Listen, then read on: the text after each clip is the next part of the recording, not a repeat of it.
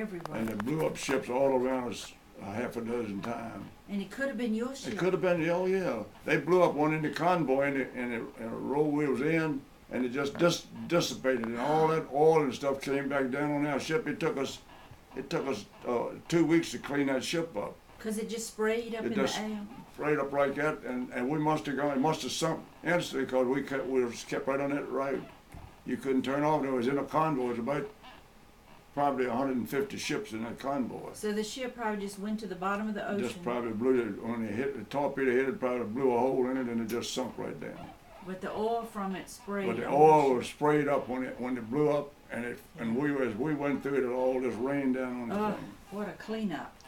And all, I remember all in they had these ranges in there that you cook with, and it blew the caps, and it had these caps and all, and it blew all them all over the floor. Oh my word. Because the second cook and baker did his work at night. You know, they had a chief cook, they had a second cook and baker, and he did all the baking. The breads and everything. He did all cakes. the baking. Did it at night. Now he worked at night, and he slept all day. But it was more than one person, wasn't it? No, well, yeah. One man he, did the he had baking? some help, but he did all the calling the figures and doing it. He was the chief baker. Yeah. Wow. And on that ship, I was a mess man.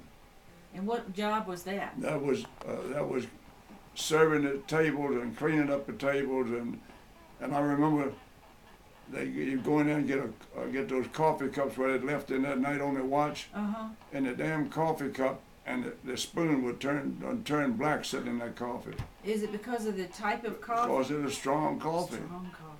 But they would leave it in there, it would steam it in, and it would turn real dark. Wow.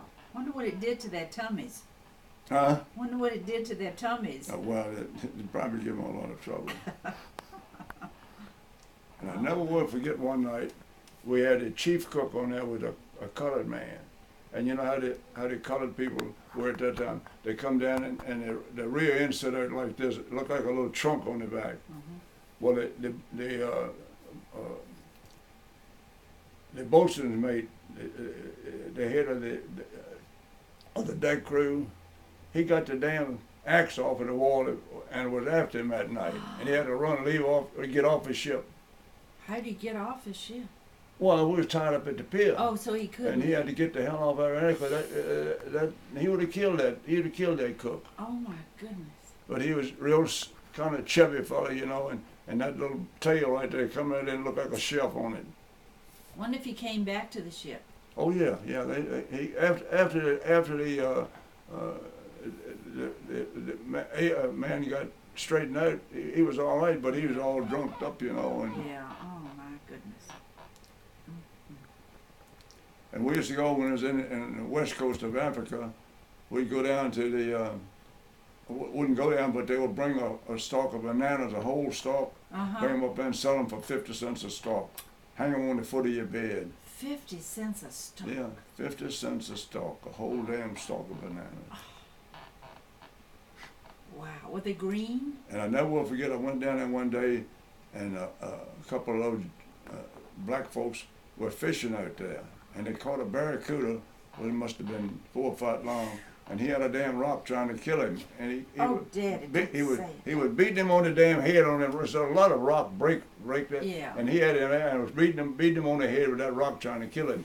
How cruel. Just like it was yesterday. No, it wasn't cruel. Hell, that thing with a bit of, man, that thing got teeth like a lion. So he was trying to save himself from being hurt. Oh yeah. He wanted now, that. would they eat barracuda? Oh yeah, sure. Yeah.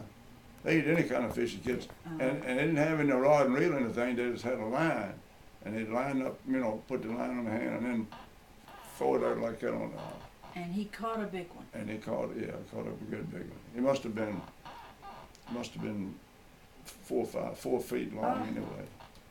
Can you imagine dressing that thing? And we went, me and a real good friend of mine went ashore one day, and it had been raining, and we had our raincoats, and we didn't have any, we wanted some lemons.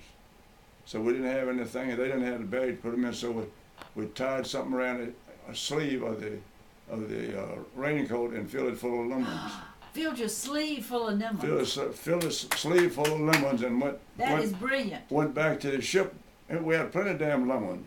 All the way up to your shoulder. That's right. Fill them damn things up. Hell, they didn't pay nothing for them hardly.